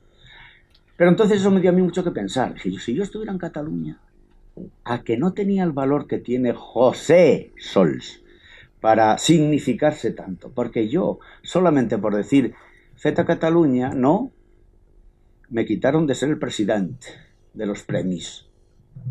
A lo mejor si vivo allí tengo hijos que van a un colegio, o un amigo, o un padre, no sé, o yo mismo, a lo mejor se me encoge el ombligo. Yo los comprendo, Ojo, yo los comprendo. Segunda cosa, en la misma línea, el 7 de septiembre, dirán ustedes, tío, ¿cómo tienes las...? No, es verdad, yo tengo mucha memoria, todavía. El 7 de septiembre conocí en Tel Aviv a una señora, que es una gurú mundial, vende libros de esos de mindfulness and everything, o sea, estas cosas de coaching y todo esto. Una tal Subirana, muy lista, había sido monja en la India, colgó los hábitos y ahora es un crack, porque vende libros de estos por todos lados. La conocí en Tel Aviv. Pues el otro día, no tengo mucho contacto con ella, pero ella cree que yo soy un hombre sensato, un intelectual, un hombre ponderado, equilibrado. Soy como soy, ¿no? De Mieres, tal. Entonces, le mandé a ella un correo que me habían mandado a mí, que era cómo indoctrinaban a los niños catalanes en el odio a lo español. Un vídeo que me mandaron. Se lo mando y no digo nada. Yo entraba entonces en el Teatro Real a escuchar un recital de ópera. Al día siguiente, que era sábado o domingo, no me acuerdo ya. Bueno, parece mentira para ti, yo te tenía por un tío sensato, un tío intelectual, no sé qué, no sé cuánto. ¿Cómo puedes decir que los catalanes somos...? Yo no digo nada, hermosa. Simplemente te mando este correo que me acaban de mandar. Quiero tu eco. Si me dices que es mentira, duermo tranquilo. Si me dices que es verdad, rezaré un poco más por vosotros porque Dios os ampare porque vais camino de Auschwitz. ¿Y qué me manda? Me manda una secuencia de la película Gandhi. Gandhi. Si no la vieron, véanla. Entonces hay una mesa allí donde hay 10 o 12 personajes muy serios y respetables, sentados, y el responsable de inglés está paseando alrededor de la mesa diciendo: caballeros, esto es lo que hay, esto es lo que no sé qué, esto es lo que no sé cuál, esto no sé cuánto, porque Inglaterra, porque tal. Y entonces ahí la cámara hace un traveling y mete ¡pum! Y donde teníamos a un militar paseando, un lord, tal, elegante, así como yo, tal. ¡Pum! Enchufa a Gandhi, vestido de blanco, como la novia, y radiante, calvo. Y entonces dice: no, señor, no, es que nosotros tenemos derecho a independizarnos de ustedes, porque tal cual. Claro, me lo puso a huevo. Le contesté: oye, Morena, ¿qué me quieres decir? ¿Que Puigdemont es Gandhi y la India Cataluña? Porque Puigdemont calvo no está, ¿no? Entonces me dijo: no quiero decir eso, no quiero decir eso. Quiero decir que bueno, que hay que reconsiderar. Dijo: mira, lo único que te digo es si es verdad o no es verdad esto que me mandaron, que yo no soy capaz de discernirlo. Y me dijo: he preguntado a todos mis compañeros y a mis amigos que tienen niños y me dicen que no, que eso es mentira, que eso es un bulo. Bueno, es mentira, claro. Eso forma parte del imaginario colectivo así. Yo tengo una asignatura pendiente que es que todavía no hablo el inglés bien, porque cuando yo era pequeño se estudiaba francés. Y como no soy rico por casa, nunca pude salir a vivir fuera tiempo. Entonces chapurreo el inglés como puedo. Me hago entender y lo entiendo todo. Pero escucho siempre cosas que me gustan mucho. Y una es el discurso, o sea, la Declaración de Independencia de Jefferson, narrada por los locutores de la BBC, que es muy bueno. Y ese tío siempre empieza con así: cuando en el curso de los acontecimientos humanos una parte de un país tiene que separarse de la otra, tiene que declarar cuáles son las razones que los llevan a esto y al otro. Yo he preguntado, por activa, pasiva y media, qué razones de fondo son las que mueven a esta gente a decir que se quieren ir. Nadie me dijo nunca nada. O sea, no se me respondió, se me mareó, se me fue con un tema para arriba, para abajo, para acá y para allá. Yo participo en una radio todas las semanas que puedo y llevan con la tabarra catalana desde que volvimos de vacaciones, todos los días. Y yo ya estoy harto, yo ya no puedo más. Entonces, en una de estas tabarras venía que habían hecho los números y las cuentas los de la Generalitat y que, bueno, yo me las estudié, cometí, bueno, dice que, pues, no sé, pues, para que Dios no lo tenga en cuenta, para cuando me mande a fogonear abajo al infierno, que me deje por lo menos un día libre a la semana, ¿no? Me estudié a fondo las cuentas que había sacado la Generalitat, justificando cómo, si se separan hoy, o sea, hace un mes, en abril del 18 tienen superávit en las cuentas de la Seguridad Social catalana. Me lo estudié, Digo, bueno, esto es una broma. Pero no, me los leí los números, miré los números. Y dije, esta gente, y aquí ya no hay nada que hablar. No hay nada que hablar. Es muy claro. Yo, por desgracia, tuve la mala suerte de ver delirar a dos personas. Una muy cercana a mí y otro un alumno. Uno en clase se levanta un día, se pone de pie, como dicen los argentinos, se para y empieza a hablar. Y tú le miras a los ojos y dices, este tío está para allá. Y empieza a decir unas cosas que son incoherentes. Y tú sí me entiendes, porque tú sí que me estás entendiendo. Y no entendía nada. Pero nosotros, claro, no sé qué. Estaba delirando el pobre chaval. Y yo también, un familiar mío, también lo vi delirar. Y también vi un taxista una vez delirar. O sea, cuando yo no soy psiquiatra, pero cuando veo un tío delirando, lo reconozco. Se le ponen los ojos de una manera, dice cosas incoherentes y tal. Bueno, pues yo, muchas historias de estas que vienen al hilo de la tabarra catalana son delirios. Delirios. Y con un delirante no puedes dialogar racionalmente. Pero esto no lo inventé yo. Esto ya lo dijo Aristóteles. Primero, que no tenemos que buscar la exactitud en todos los razonamientos por igual. Que lo mismo de estúpido es pedir a un geómetra que convenza como que a un retórico que demuestre. No se puede. Ortega y Gasset tuvo que remangarse en el 32 y ponerlos a parir. Que me he leído el documento entero de las Cortes. Lo bajé, está lo podemos buscar en cualquier momento. El discurso de Ortega en las Cortes, diciéndoles a los independentistas: señores, ustedes que dicen que hay que arreglar el problema catalán. El problema catalán es como la cuadratura del círculo, no tiene solución. No se puede solucionar. Lo único que tenemos que hacer es convivir con él. Punto. Bueno, pues es un tocho de igual 30 páginas, o sea que me lo leí. Y volví a lo mismo, estos deliran. Con los delirantes no se puede hablar. No se puede buscar la exactitud en todos los sitios y además Aristóteles decía: con los locos y con los niños no discutimos. Ya, pues yo no estoy dispuesto a discutir con esto. Estoy harto. Cuando en el año 1978, mi padre, que en paz descanse, iba por los bares de ahí del pueblo: Pepe, ponme un tarradellas, decía él. Y era un vaso vino. Otro tarradellas, vaso vino. Y el profesor de latín que tenía yo, el padre Martino, decía: ¿saben ustedes qué 3 cosas aprenden los niños ahora en España a decir cuando son pequeños? Papá, mamá y tarradellas. Porque en aquel tiempo era el honorable Tarradellas, que había venido, ya son aquí, ciudadanos de Cataluña, ya son aquí, Tarradellas, el honorable Tarradellas, todo este cantar, este coñazo, pues a mí ya me aburre. Entonces, lo que me pide el cuerpo, ¿qué es? Que haya un referéndum y que se vayan. Eso es lo que me pide el cuerpo a mí. Yo votaría para que se fueran ya. Pero ¿qué me pide el corazón? No podemos dejar de la mano a tanta gente como está allí. Yo estuve el otro día en el ESADE, que son nuestros primos, un nido de nacionalistas, separatistas, independentistas, confeso. A mí me dijo un amigo mío, José María Lozano: no me gustaría morirme sin vivir en la República Catalana. Esto me lo dijo a mí, esto es así. Pues fui allí y dije: a ver si va a ser la última vez que voy a Barcelona. Como mi amigo Loti. Loti no volvió desde que prohibieron los toros.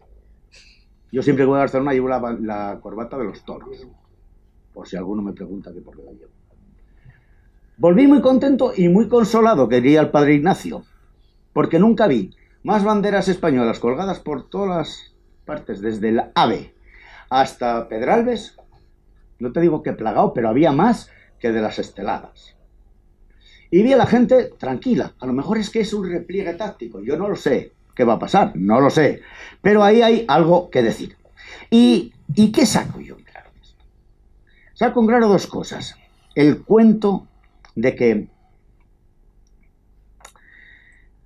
un amigo, un antiguo alumno mío, antes de... ¿hoy qué es? Hoy es jueves 23. 23, cuando estuve en Zaragoza. Ayer estuve en Zaragoza y volví con un antiguo alumno mío. Y este tío se dedica a hacer estudios de posicionamiento de marca. Una cosa muy sutil, no sé, pero gana muchos cuartos por hacer eso. Y me dijo: mira, un día los de Aguas de Barcelona me pidieron a ver, que estudiara cómo estaba esto. ¿Cómo estaba esto? Hace 10 años. Entonces el tío hizo un estudio en Madrid para darse cuenta cómo a la gente le comen el coco, le sorben el coco a estilo nazi, goebbelsiano. Preguntó a Madrid: si la gente de Aguas de Barcelona comprara el canal de Isabel II, ¿tú qué pensarías? La gente de Madrid respondía unánimemente: estupendo, porque seguro que los catalanes van a reparar las cañerías, porque estos tíos son serios, porque lo van a hacer muy bien, porque no sé qué, porque no sé cuál. La misma pregunta en Barcelona: si Aguas de Barcelona comprara el canal de Isabel II en Madrid, ¿tú qué comprarías? ¿Tú qué pensarías? Imposible. No nos quieren, nos odian, no nos dejarían comprarlo, no sé qué. Hace 10 años ya. El virus estaba inoculado, va a 20. Y el español roba también. Entonces, bueno, esas cosas, yo contra eso no puedo luchar. Luego, entonces, lo que me pide el cuerpo es aire. Puente de plata. Pero lo que me pide la razón es no puedes dejar a tanta gente allí. Porque se cayeron 3 mitos, en mi opinión. 1, el Pobla. Eso de la pars pro toto, ¿cómo se llama? Eso no sé si era una sinécdoque, una metonimia, no me acuerdo ya qué figura retórica era. Tomar la parte por el todo. El pueblo, el pueblo. ¿Cómo que el pueblo? Cantamañanas. El pueblo tuyo, porque hay otros tantos como tú que están ahí, que son también del pueblo. Ah, amigo. Ese es un mito que se cayó. Y ese mito es muy serio. Primero. Segundo, aquello de que vamos de la ley a la ley. No pasa nada. Después de Franco, las instituciones, que decían los franquistas cuando el 42 años ahora. Después de Franco, las instituciones, ¿no? De la ley a la ley. Nosotros abrimos, no sé qué. Como Torcuato, mi paisano, estoy en condiciones de ofrecerle a su majestad lo que me pidió. No. La gallina. De la ley a la ley, mentira. No va a tener consecuencias económicas en ningún sentido. Por supuesto. A que estos no son germanetes de la caridad, ni germanetes de los pobres, no son filles de la caridad, ni germanetes de los pobres. Que decía más refiriéndose a los banqueros. Lo primero que hacen los banqueros es venir para acá. Por lo tanto, el mito de que no va a tener ninguna repercusión económica es evidente y palmario, pero vuelvo a lo mismo. Y eso no importa, porque a la gente que le tiene que importar no está razonándolo, está delirando. Luego, entonces, esto no va a hacer mella en la cabeza de muchísima gente. Y luego, la otra historia. Seguiremos en la Unión Europea. Ese es un mito. Eso es mentira. ¿Cómo que seguiréis en la Unión Europea? Juncker, no Junqueras, Juncker, en mi pueblo, en Oviedo, el otro día, cuando vino a lo de la princesa de Asturias, dijo que nones. Otra vez, pero hay que decirlo 50 veces. No, con que se diga una basta. Pero la gente no quiere oír. No hay peor ciego que el que no quiere oír. Y esa gente no quiere oír. Entonces, o se juega de otra manera la cosa, o si no, no tenemos nada que hacer. Hoy comí en la Gran Peña. Y tuvimos la suerte de compartir comida, allí un grupo de gente, con Monseñor Munilla, el obispo de San Sebastián. Y él hablaba de la relación de la Iglesia en la vida pública. Me quedan 30 segundos. Bueno, pues él hablaba de la Iglesia en la vida pública. Y ahí salieron varias cosas. La alta correlación que hay entre el independentismo de cualquier signo en cualquier parte del mundo y la desafección a la Iglesia. La alta correlación que hay entre la pérdida de la fe en la trascendencia, en el mensaje evangélico, en Dios, y el cerrar prietas las filas, recias marciales, nuestras escuadras van, pero para adentro, a lo malo. El 200 y pico % de gente que, siendo castellano parlante de nacencia, va a misa por encima de los que son catalano parlantes de nacencia. O sea, los que son emigrantes van un 250% más a misa los domingos, y van pocos, que los que son catalanes.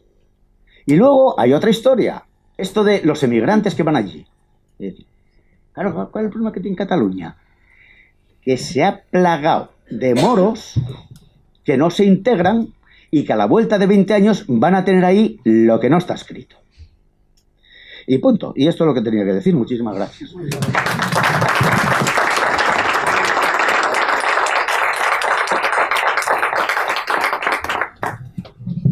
Bueno, ya sabía yo que íbamos a acabar con la Reconquista al final con José Luis. Es broma. Bueno, yo estoy deseando, pero creo que es una cuestión apasionante y seguramente la gente querrá intervenir, querrá hacer algún comentario. Si no, yo voy aportando por mi cuenta. Por ejemplo, Cristina, tú has hablado del racismo con una claridad apabullante y xenofobia. Y bueno, yo ayer cuando terminamos aquí el acto con alguna que precisamente está aquí presente, algún profesor de filosofía que está aquí presente, me habló de la palabra odio, ¿no? Y me dijo cómo se había educado en el odio durante décadas a esas personas, porque claro, realmente está sembrado ese odio hacia el resto de los españoles, ¿no?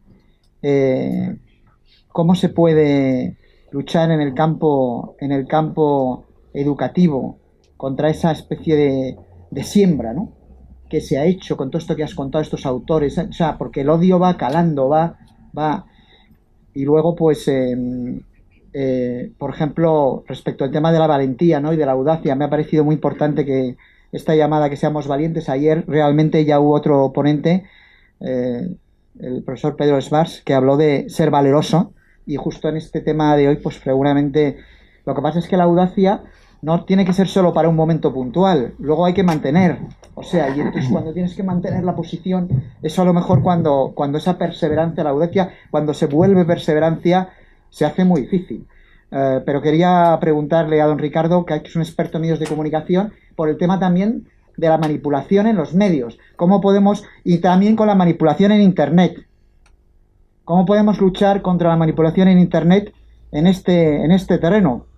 Porque claro, uno es muy audaz, pero si los medios los tienen los otros cogidos por el cuello, pues a ver, Internet, todo esto, en fin, es preocupante. Y a José Luis, pues la verdad, es que me encantaría porque claro, estoy de acuerdo, o sea, profundamente de acuerdo, con un delirante, con alguien que está sufriendo un delirio no se puede dialogar. Pero entonces, ¿qué se puede hacer con ellos? O sea, si no se puede dialogar, porque yo no soy partidario de hacer un referéndum, pero un tipo, entonces si no podemos dialogar, le pregunto a José Luis qué cree él, por supuesto que dejando fuera el referéndum, qué otra cosa podríamos hacer con ellos constructiva. Bien, así vamos, tenemos tema para hablar y luego la gente que vaya preparando a lo mejor sus propias intervenciones. ¿Quieres tú, Cristina, la primera?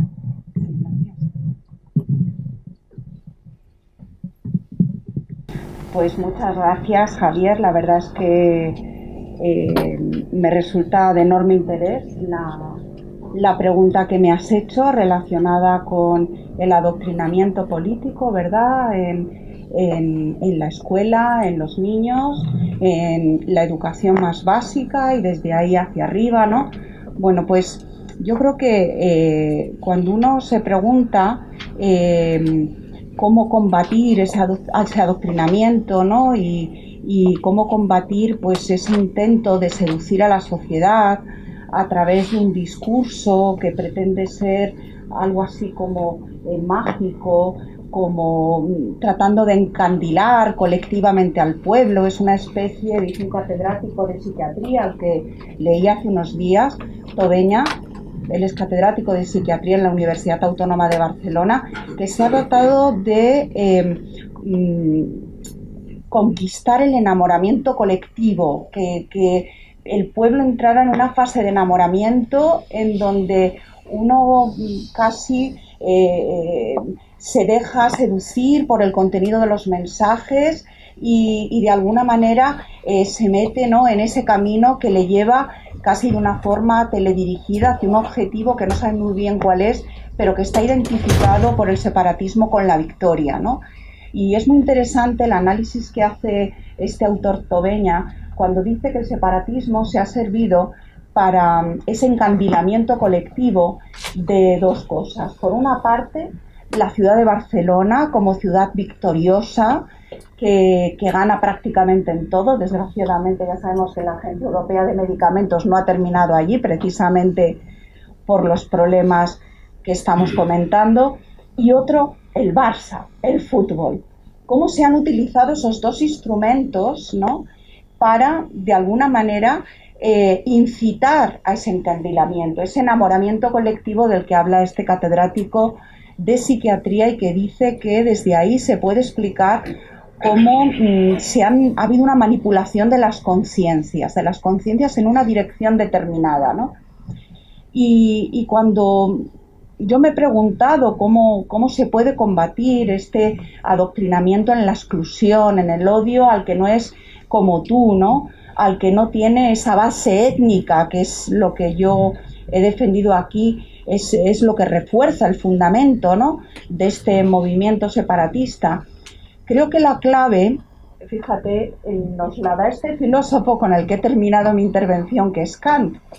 Cuando yo esta mañana les explicaba a mis alumnos qué es lo que quería combatir Kant con la construcción del imperativo categórico y con el combate a muerte que tiene Kant con las éticas materiales y con el racionalismo que emergerá de Comte, en el fondo lo que está pretendiendo Kant es darnos una respuesta, me parece a mí, esta es mi interpretación, una manera de solucionar el problema que tenemos actualmente con el discurso del odio en Cataluña. ¿Por qué? Pues porque este filósofo lo que nos dice es que no se trata de transmitir contenidos morales, contenidos con corrección moral a los otros. No se trata de educar en contenidos morales. Se trata de educar en una ética formal desde un mandamiento que puede ser trasladable a cualquier situación, estemos donde estemos. Compórtate con el otro de tal manera, según una máxima, que tú puedas querer que se torne esa máxima en ley general universal, tratando al otro como un fin en sí mismo y nunca como un medio, dice Kant. Pues a mí esto me gusta, porque no se trata de decir vamos a contraatacar y la revancha va a venir ahora porque vamos a adoctrinar justo en lo contrario. No. Para mí la solución está precisamente en crear un marco normativo lo suficientemente flexible como que para que cada ciudadano pueda llegar a sus conclusiones en el terreno moral desde parámetros como nos presenta Kant en su ética morales. Porque no lo olvidemos, las normas morales son autónomas, las normas morales nos las damos cada uno a nosotros mismos, no son normas heterónomas. Y yo creo que ahí está el quid de la cuestión, que el separatismo catalán ha tratado de hacernos creer, de hacer creer a los que seguían esas convicciones separatistas que seguían mandamientos morales, que se los estaban dando a sí mismos, cuando en el fondo se estaba tratando de premisas heterónomas que les venían desde fuera impuestas por esa inteligencia basada en pues, una corriente, como hemos dicho, xenófoba, etnicista y de desprecio al que no es igual que tú. Por tanto, yo creo que, como digo, la forma de combatir esta corriente tan fuerte del discurso del odio está en crear parámetros formales para que los ciudadanos sean lo suficientemente maduros como para decidir qué acciones de corrección moral son aquellas por las que se decantan, ¿no?, en la vida pública. No sé si me he explicado, pero esa sería para mí la solución. Gracias. Bueno, aquí son dos cuestiones diferentes, ¿no? Una la que tiene que ver con aquí queda la valentía cuando llegan los momentos difíciles, y la otra la de la mentira en los medios de comunicación. En realidad no son tan diferentes, ¿no? Nuestra civilización está construida sobre dos tradiciones, ¿no? La tradición filosófica grecorromana y la tradición del pensamiento de la Biblia, la tradición judio-cristiana. Y las dos confluyen en dos aspectos que me parecen relevantes para responder a estas preguntas, ¿no? La primera es la que tiene que ver con la categoría de sacrificio. La libertad y en general el modo de vida que hemos construido, que damos en llamar nuestra sociedad o las sociedades occidentales o las democracias liberales, están construidas sobre la noción de sacrificio, al igual que están construidas sobre la noción de heroísmo. La civilización occidental, pero quiero decir de raíz grecorromana y judio-cristiana, exalta estos valores. En estos días, por ejemplo, en las lecturas del ordinario de la misa se está leyendo la historia de los macabeos, que se atreven a sublevarse contra los griegos helenizantes y se atreven a defender la que ellos consideraban que era la ley que debían seguir, que era la de la alianza, ¿no? Toda la literatura griega, romana, clásica, antes citaba a Virgilio con Eneas, exalta la idea del sacrificio y del heroísmo, y creo que tenemos que recuperar esta categoría. Creo que es necesario recordar que nada se consigue sin sacrificio y nada se consigue sin sin una entrega y sin un compromiso. Y creo que esto forma parte del núcleo duro de las lecciones que la historia del siglo XX en Europa nos tiene que enseñar. Creo que a este respecto es necesario hacer memoria. Hay que recordarla. Saben que el verbo recordar en sus distintas flexiones, zahor, es uno de los verbos más repetidos de la escritura, junto con shema, junto con escucha. Zahor, recuerda, es el verbo con el que además se amonesta. Cuando se dice recuerda que fuiste extranjero en Egipto, por ejemplo. Entonces creo que tenemos que recordar lo que ha sido la historia del siglo XX y lo que hubiera sido si no hubiera habido generaciones anteriores que sacrificaron bienes y que en ocasiones sacrificaron la vida. Y creo que hay que reconocer ese sacrificio. Vivimos en un tiempo en el que casi parece que la persona que se sacrifica es alguien que no tiene nada que ver con nosotros, cuando la historia nos demuestra lo contrario, nos demuestra que a menudo las historias de sacrificio y de heroísmo son de personas, vamos a poner unas comillas, de personas corrientes, que en un momento determinado son capaces de hacer lo que se debe hacer, lo que es justo, lo que es bueno, lo que es virtuoso. Algo parecido pasa con la idea de verdad. Decía Gödel que la mentira es la fuerza que mueve el mundo. Sin embargo, la mentira no es más poderosa que la verdad. Y vemos el poder que la verdad tiene cuando la verdad se impone. Ha sucedido con el relato nacionalista y separatista en Cataluña. Pero creo que esa verdad tiene que imponerse también en el resto de España. Creo que a menudo ha habido mensajes falsos y mensajes contradictorios en los dos sentidos. Y creo que aquí también tenemos que hacer algo de autocrítica. Cuando uno ve el curso de los acontecimientos, yo recuerdo que en muchas ocasiones he tenido que explicar por qué yo, que no nací en Cataluña, por qué me interesó y por qué terminé aprendiendo catalán. Y es una cosa que resulta a muchos desconcertante. Y creo que si hiciéramos una encuesta y preguntáramos cuántos sienten como propio el catalán, el euskera, el gallego, cuántos sienten que eso es algo que les pertenece, que forma parte de su patrimonio, que forma parte de su cultura. ¿Cuántos han leído a Gabriel Aresti? ¿O cuántos han leído a Celso Emilio Ferreiro? ¿O cuántos han leído a Álvaro Cunqueiro? ¿Cuántos han leído, por poner autores catalanes, Joan Maragall, el que quieran, Salvador Espriu, Pere Caldés, el que quieran? Creo que nos llevaríamos una triste sorpresa. No creo que haya un desprecio, pero sí creo que hay un desconocimiento. Y creo que en este sentido también es necesario hacer una reflexión. A propósito de la verdad, tampoco es cierta la imagen que de Cataluña presentaron los nacionalistas. Tampoco es cierta cuando se trata de la imagen que en Cataluña se tiene del resto de España. Cuando uno tiene, digamos, una mirada quizá más amplia o más, quizá es exagerado utilizar el adjetivo luminoso, pero sobre lo que ha sido la historia de España y la importancia que Cataluña ha tenido en la historia de España, uno ve que sin duda Cataluña fuera de España sería irreconocible, pero que España sin Cataluña también lo sería. Y me parece que aquí sí hay que hacer a veces cierto esfuerzo. Yo he escrito, antes se mencionaba lo del Imparcial, yo he escrito contra el boicot a los productos catalanes. Y he pedido que no se boicoteen. Y creo que es la posición ética que tenía que mantener, porque jamás pediré el boicot a un producto español, nunca. Y jamás pediré nada que pueda hacer daño a otro ciudadano español o extranjero que comparta su suerte y viva entre nosotros. Musulmán, judío, cristiano, chino, no me importa. Creo que el fundamento de nuestra sociedad, de nuestra civilización, es la dignidad intrínseca de todo ser humano. Juzgamos a las personas por lo que son y por lo que hacen, por ellas, no por el grupo al que pertenecen, no por la etiqueta que se les pone, no por la ideología que otros les atribuyen. Y me parece que aquí también tenemos cierta responsabilidad de mantener la claridad moral. No entraremos en el juego de odio que los nacionalistas pretenden.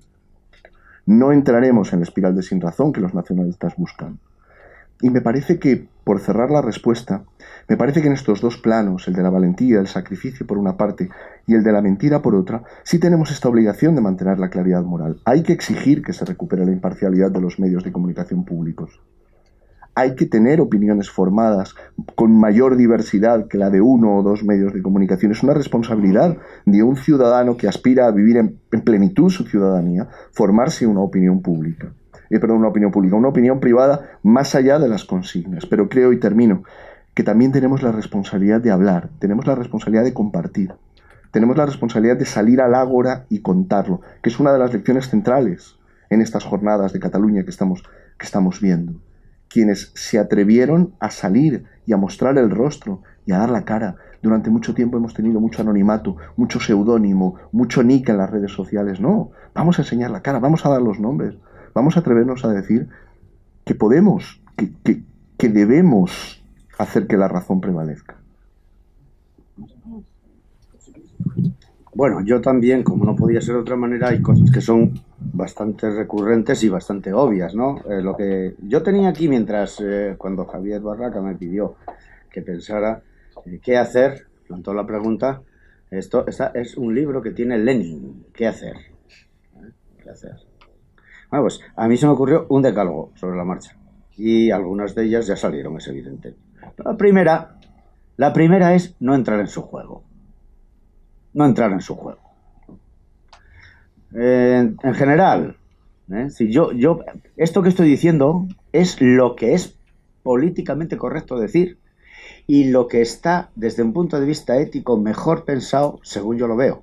Otra cosa es lo que yo haré. Pero lo que tengo que decir es esto. Lo primero, no entrar en su juego. Lo segundo, comprar champán catalán. Y si puede ser el de Freixenet mejor que el de Codorniu.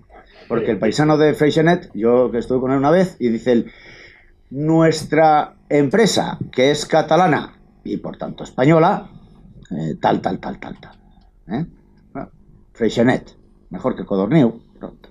Pero no boicoteéis los productos catalanes. En esto estoy de acuerdo con mi colega, con Ricardo. Y luego hay cosas mucho más concretas. Estrechar lazos con los que están allí y son familiares nuestros. Sí se dejan, porque no hay peor cuña que la de la misma madera. Y los más recalcitrantes son los charnegos. Esos son los más nacionalistas. Lozano se apellida mi mejor amigo, que es ultranacionalista. Castiñeira, de toda la vida de Villanueva y la Geltrú, no te jode, llamándose Castiñeira es gallego. Rufián. Bueno, si se dejan, hay que volver a ellos. Volver a Barcelona. Yo el otro día dije, a lo mejor es la última vez. El otro día conmigo una señora que fue secretaria de Estado y me decía, yo funcionaba de semana en semana. Llegaba los viernes y decía, ha habido Consejo de Ministros, no me han cesado, otra semana más. Bueno, pues esto, yo decía, a lo mejor no vuelvo más. Oye, que no pierde nada los catalanes porque yo vaya allí. Pero a mí no se me perdió nada en ningún sitio donde no me quieren. No sé si me explico. O sea, yo soy muy orgulloso. Muy orgulloso. Y a mí, en un sitio donde se me ponga mala cara, no vuelvo. Ellos no pierden nada. Pero a mí, ¿qué se me perdió allí? Decidí volver. Y sigo diciendo que hay que volver a Barcelona. Hay que invitar a los colegas. Yo, siempre que traigo tribunales, tiro de gente de allí. De la Rovira i Virgili, de la Pompeu Fabra, de la Susun Corda. Que vengan para acá y les echo de comer. Para que se enteren de cómo somos aquí los... Y eso forma más ciudadanía que, qué sé yo, que declaraciones. Tú te traes a una Dolors Setó, amiga mía, de la Rovira i Virgili, la traes aquí, y va a un tribunal y defiende el tío en cuestión la cosa, luego cenas con ella, hablas con ella, tal no sé cuánto, y dices... Y generas una relación personal que eso tiene una traducción importante luego a nivel de universidad, a nivel de cosas. Por lo tanto, yo sigo invitando a colegas y siempre que me inviten, iré. Porque ya dije que volveré a Barcelona. Tenemos que hacer examen de conciencia, a ver qué falló. Yo no tengo conciencia personal de culpa ninguna. A mí que me pidan lo que les debo a todos, los de aquí y los de allí. Yo no lo gano a organizar el país. Si me ponen y me pagan bien, soy capaz de hacer cosas muy bien, porque soy muy listo. A mí, mi abuela, para descanse, ya murió hace muchos años, tengo yo que venderme a mí mismo. Pero no lo gano a esto. Yo no lo gano a esto, que lo arreglen los que lo tienen que arreglar. Eso es así. Pero tenemos que hacer examen de conciencia. ¿Dónde fallamos? Que hemos fallado en algo seguro. Partidos que se rasgan las vestiduras ahora, que a lo mejor son culpables de aquellos polvos, de donde vienen estos lodos de ahora. Lo que tengo muy claro es que estamos en un foro liberal. La libertad por encima de todo. El que no quiere hablar conmigo, bendito sea Dios. Punto. Que no quieres hablar conmigo, no hables. Ya está. Yo te tolero. Pero en el fondo lo que hace es que yo paso de ti. O sea, me da igual. Me da igual. O sea, no me compliques la vida, que aquí somos todos ya mayorcitos y liberales. Eso es muy duro de decir, pero hay que dejarlo claro. Con el que no quiera hablar, yo no hablaré. Si se deja, sí, si no, no. Hay que predicar catolicidad. Hoy a Munilla le metieron el dedo hasta la yugular. ¿Cómo es posible que haya curas que dejen votar el simulacro allí, no sé qué? ¿Cómo es posible que haya obispos que digan no sé qué? Bueno, católico, es universal. Lo contrario justamente de lo particular. El particularismo exclusivista del que hablaba don José Ortega y Gasset es eso, a lo que van. Con su pan se lo coman. Pero los curas, que se aclaren. Si juegan a una cosa, juegan a otra. Hay que tener paciencia. Esto va 3 generaciones o 4, ¿eh? 3, por lo menos 3. De dejar que ruede la bola por esa línea.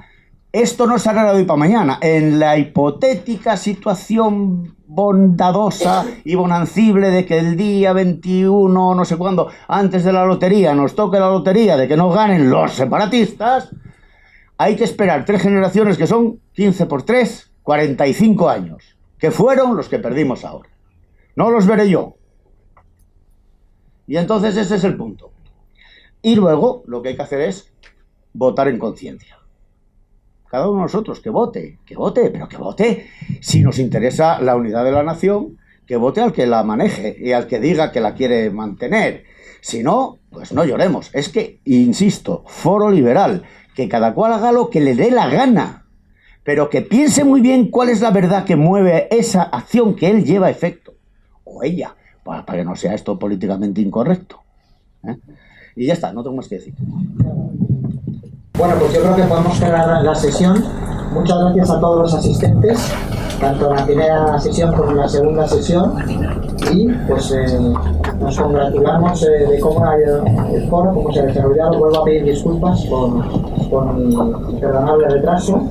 Y doy la enhorabuena a los 3 magníficos ponentes que han tenido la gentileza de acompañarnos. Muchísimas gracias.